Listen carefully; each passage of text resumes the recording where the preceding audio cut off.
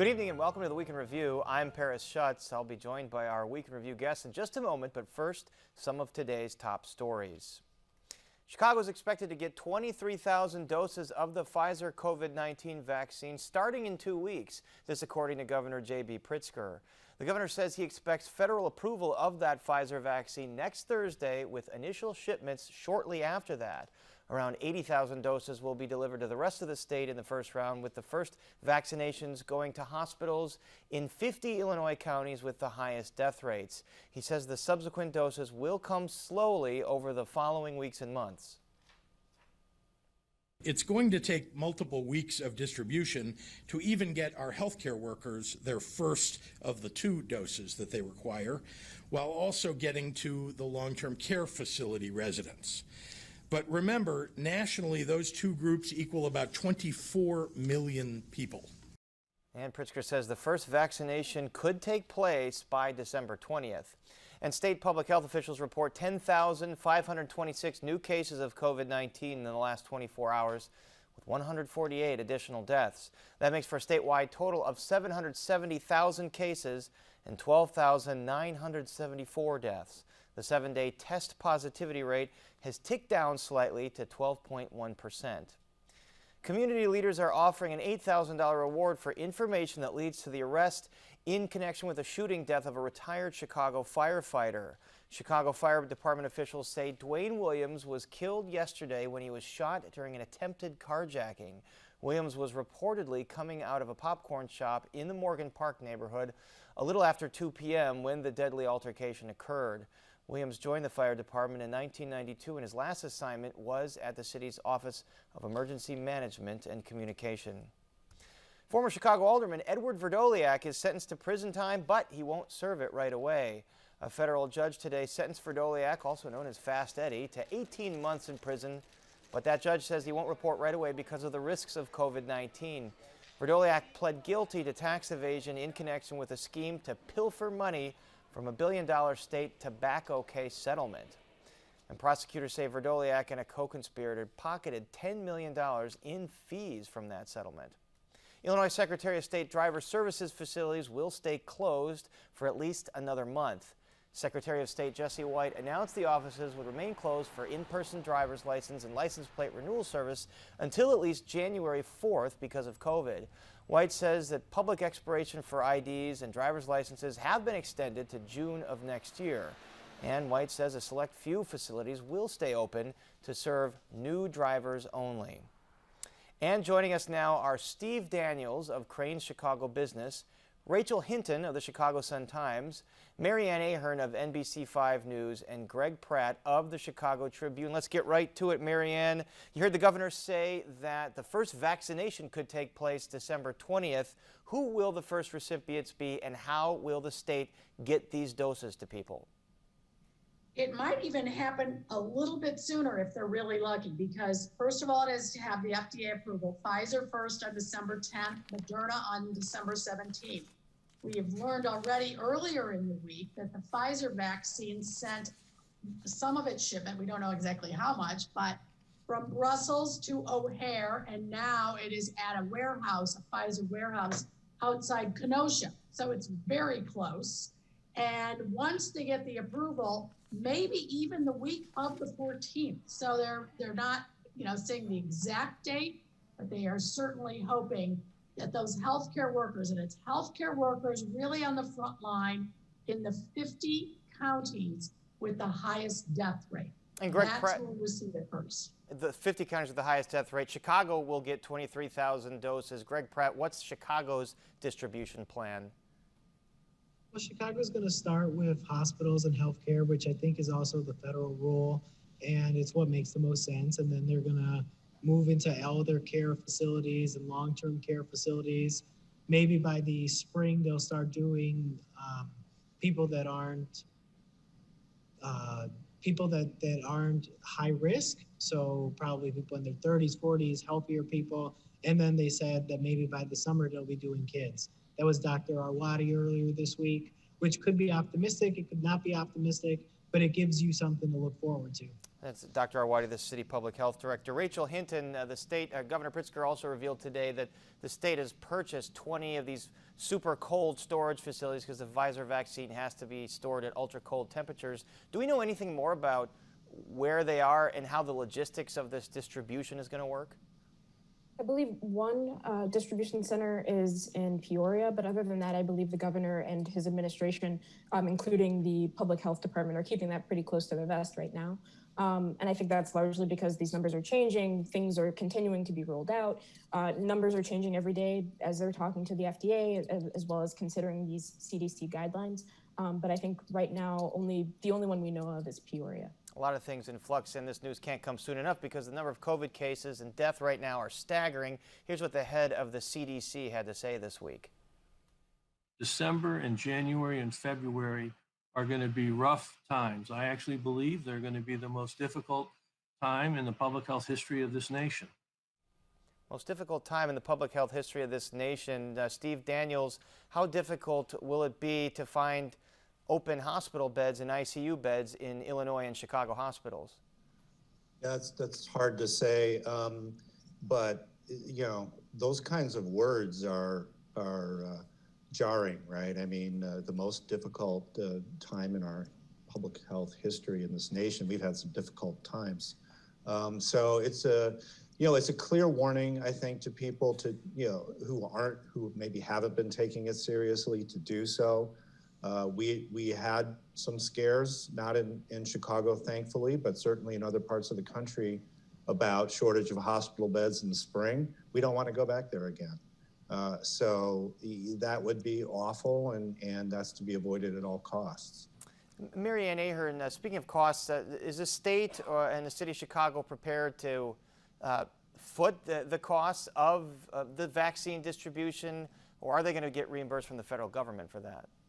Well, they'll get reimbursed, but I do also believe that the taxpayers, we're all paying for it. I mean, it is going to be free to receive the vaccine, but we all know nothing is free. And certainly, and this is part of this Operation Warp Speed, which is a lot of federal taxpayer dollars going to places like Pfizer and these other companies. Let's move on to the ComEd news this week. Steve Daniels, 4 former top officials plead not guilty. Do you expect some of those pleas, and there you have a look at some of those officials, do you expect some of those pleas to change in the coming months as this process moves forward? That's hard to predict. As we sit here right now, I sort of don't think so.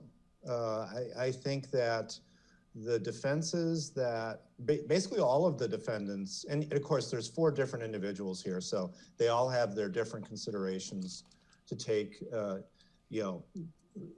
think about.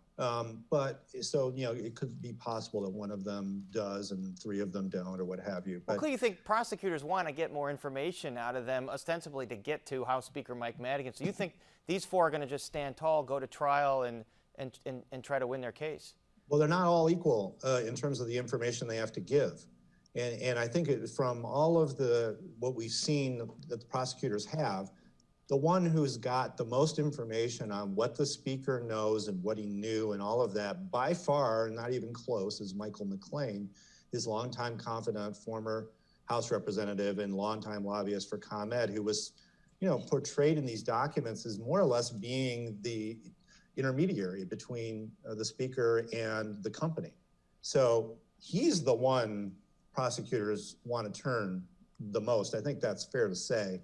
It's not clear to me whether the other 3 could, quote unquote, deliver the speaker in this situation. So McLean is the one to look at. And for viewers that want to see McLean's role in this, the Illinois legislative body that's investigating this got a treasure trove of emails between McLean and a lot of other players here. And prosecutors say there's a voluminous amount of evidence to go through in this case. Rachel Hinton, could there be more bombshells in these piles of evidence to go through? If you're talking about the ComEd documents, I mean, there are names that are redacted, there are attachments that are redacted. So of course, I mean, later on, the Special Investigative Committee is meeting December 14th.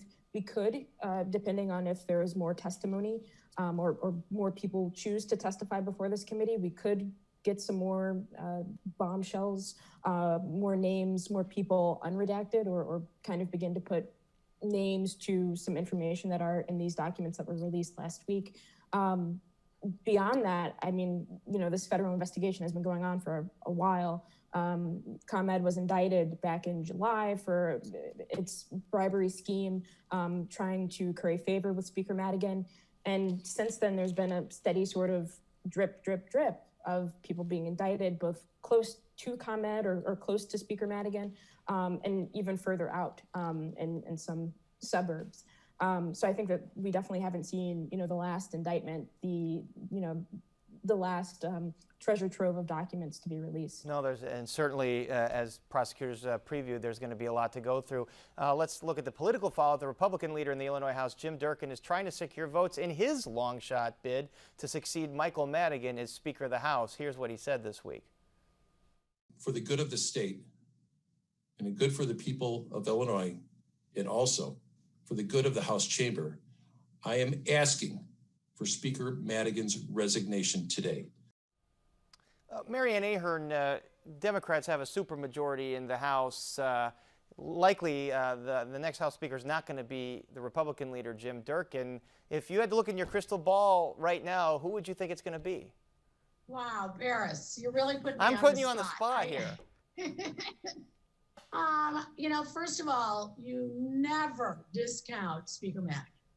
And he's tomorrow meeting with the Black Caucus, a virtual meeting, and it is one way of him to say, look, at least I've got the Black Caucus. Now let's talk to some of the other folks here. And I mean, that's what I'm assuming will happen from what I read and hear and talking to folks. But he doesn't have the 60 that he needs. Now, does he in the end come up with a deal to say, hey, it's my last time. I'll do it just this one more time.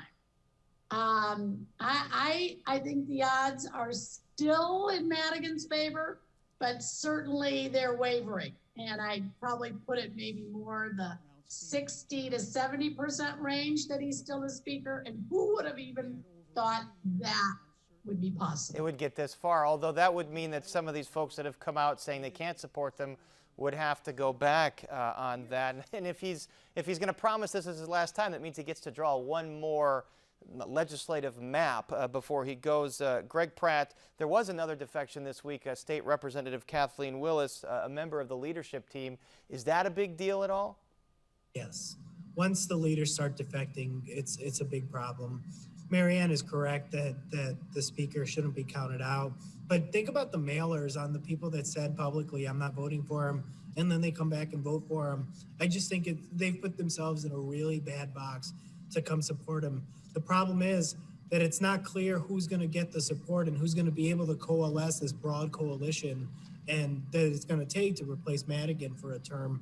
But it's really hard to imagine people going back, not because they're politicians, because politicians love to go back, but because the mailers on that would be pretty negative. Sure, I'm sure that Mr. Durkin and lots of Republicans would love to jump on that. Steve Daniels, going back to ComEd, you know, as this is all going on, the Illinois Public Interest Research Group put out a report today or this week about the legislation that was at the heart of this alleged bribery scheme, how much money it made for ComEd and what that meant for ratepayers in Chicago. Tell us a little bit about that.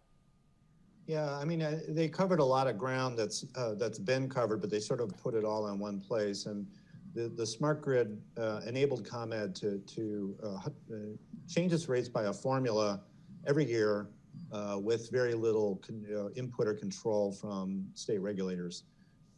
Over the course of the smart grid program, we're talking about a $2.6 billion special infrastructure program. You know, they increase the revenues by hundreds of millions. The rates, the delivery rates, there's two sides of your electric bill, delivery and the power itself. The delivery side of the bill went up something like 37% in 6 or 7 years under that program. So, you know, that's what the PIRG report was talking about. The other aspect was what'd you get for that? And, you know, what you got for that was a bunch of smart meters in your home. But you also got increased, better reliability from the power grid. And one thing that I think ComEd rightfully can say about the program, and I've looked at the reports, and they're very detailed when they file them about reliability. It's hard to fudge. It's gotten better. So the one thing that I think people cared about when this program started was, will the lights stop going out so much? And when they do stop going out, will they come back on faster? So, as simple as that. So services have gotten more I think it got reliable. People are paying more. ComEd is making more money, although paying all this stuff out in fines. Mary Ann Ahern, also in political news this week, you start to hear rumblings of 2022 and some familiar names like Alexei Janulius wanting to possibly run for Secretary of State. Why are we hearing about that? And then Karen Yarborough, the current Cook County clerk, also putting her name. Is it a little early to be talking about this? No way. It is not too early, because there's going to be probably a crowded room of folks who would love to be Secretary of State. And this is assuming the current longtime Secretary of State, Jesse White, retires, correct? I would think that is the case. He has said it several times. Janulius met with Jesse before he made those public statements. I don't think he would have done that if Jesse White didn't give him his blessing or anything, but just said, yes, I'm retiring. So, but we're going to hear, I bet we're going to hear 10, 12 names before this is, and really the primary is going to be March of 2022. That's what, 14 months away, something like that. Not that far away, really. Another election for all you out there that might have election fatigue. Rachel Hinton, there's also some talk, well, there's been talk for a long time about former Chicago Mayor Rahm Emanuel trying to join Biden's cabinet, possibly as Secretary of Transportation. Our colleague Tina Sfondelis in Business Insider in Washington, D.C. said he's really pushing hard behind the scenes. Do you think ultimately he'll make it, or will he be derailed by the anger of progressives that don't want him there? I think, referencing that story that Tina did, I think that exposed or talked about that this is a whispers game. But I think that Mayor Emanuel is the one who's leading the game or playing a game of telephone in a way of trying to pass along this information to try to talk up his own name. I do believe that progressives here have made a very loud, very vocal case against him for being transportation secretary, citing the Laquan McDonald murder. Whether or not or how that figures into President-elect Biden's plans for his cabinet, I'm not sure. I think we'll have to just watch and wait, which obviously is unfortunate. But I think right now it might be a little too early to tell for that role, since he's so according to that article, a whisper campaign led by the man himself. I only imagine him calling people saying, "Psst, I heard this rumor that I might be the next Secretary of Transportation." Who knows? Let's move on to some city news. A top aide to Lori Lightfoot is apologizing for betting the mayor on the length of last year's teachers' strike. The city plans to use short-term borrowing as a bridge until more pandemic aid arrives after January. A future Chicago casino looks more likely to be in a downtown location, and Chicago's government watchdog says the city's doing an abysmal job policing recycling by businesses and big residential complexes. Greg, you wrote about this email that you uncovered through a FOIA about the teacher strike, where a top aide to the mayor is betting her cigar and whiskey on how long the strike is going to last. Tell us a little more about the fallout from that. Well, it was Scotch, so let's not defame Scotch. the mayor. Isn't that the same thing? She has a clear public preference, and it's Scotch. But the email was, they're playing it off as a top aide sent a dumb email, and he was very sorry about it. The email was pretty interesting insofar as it claimed that there was a bet that seemed pretty intricate and pretty well detailed. The CTU is using it as a way to say that while that the mayor's office doesn't take things seriously, and that they're having cigars and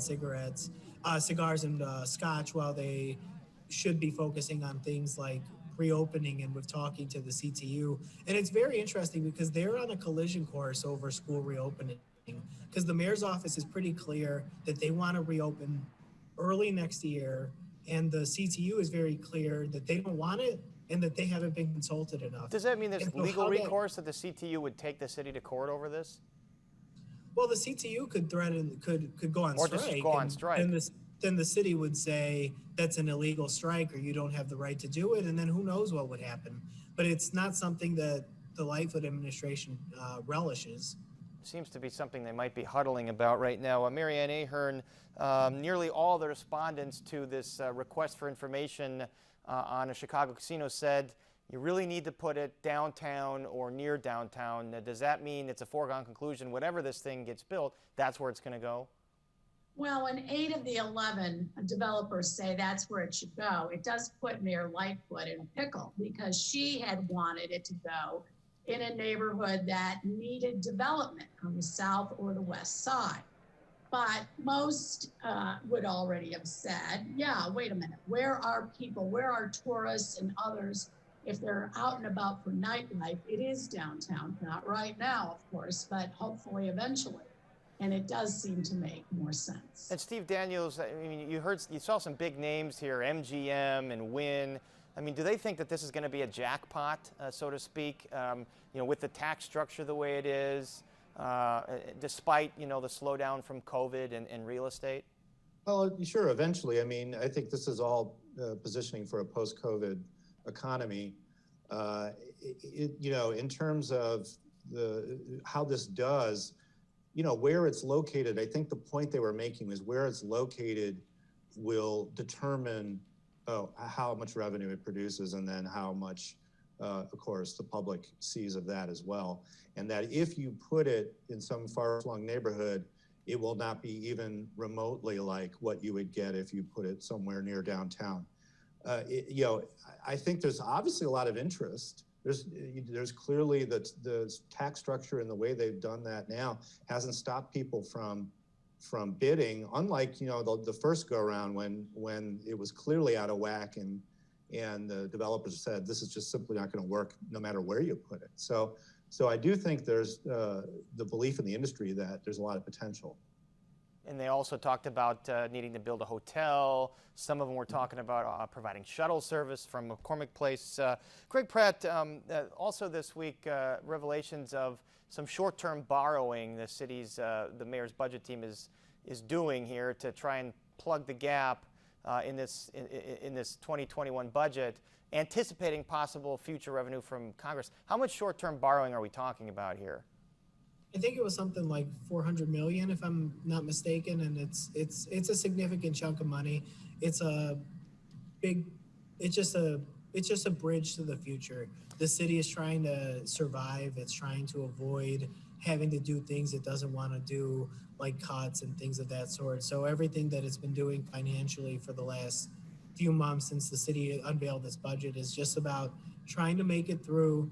They see light at the end of the tunnel with Joe Biden, which is maybe not the most hopeful thing because Mitch McConnell still exists, but we'll see. But they do see a better hope in the future, and they're trying to get to it. And McConnell would still lead the Senate pending the outcome of these two runoff races. In Georgia, McConnell signaled he doesn't want money in there for state and local governments. Rachel Hinton, in this current stimulus proposal being discussed in Washington, just south of $1 billion, do you think there would be money for the city of Chicago or other public agencies in that bailout?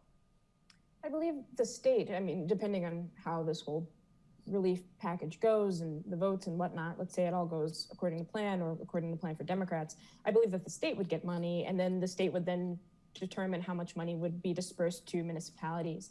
I think typically Chicago gets its own pool of money, and I don't see why it wouldn't. But again, without a real sense of what's going on or the votes or how likely that is, a timeline really is what I mean.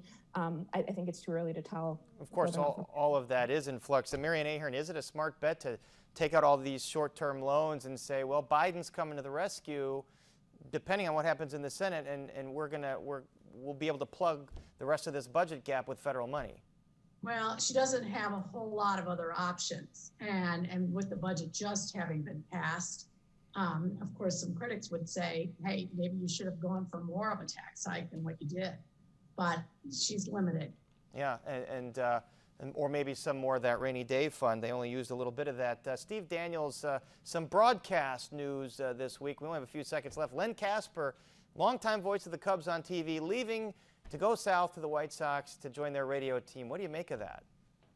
That's pretty big news, isn't it? I mean, given what we've seen in the offseason so far, the last time we had a crosstown broadcasting move was Harry Carey, right? That's when right. When he came from the Sox to the Cubs, and that was even bigger news. That was, like a betrayal from Sox fans. Of course, he'd been fired, I believe, if my memory serves. So they didn't really have a reason to cry about it. But nonetheless, I mean, Len Casper, well regarded. I think Cubs fans have gotten used to hearing his voice, and shocking, really, that he would go from the TV booth to the radio booth in the same city.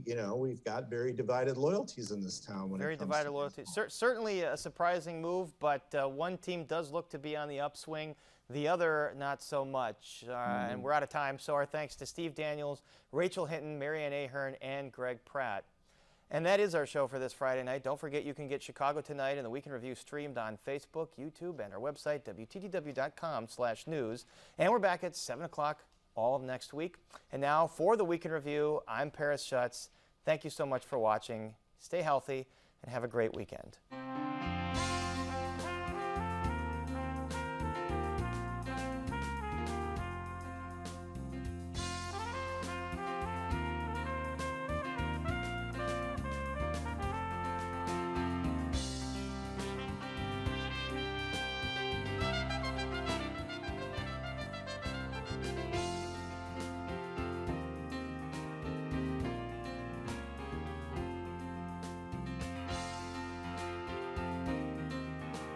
Closed captioning for this program is made possible by Robert A. Clifford and Clifford Law Offices, pleased to give back to the community through numerous charitable initiatives.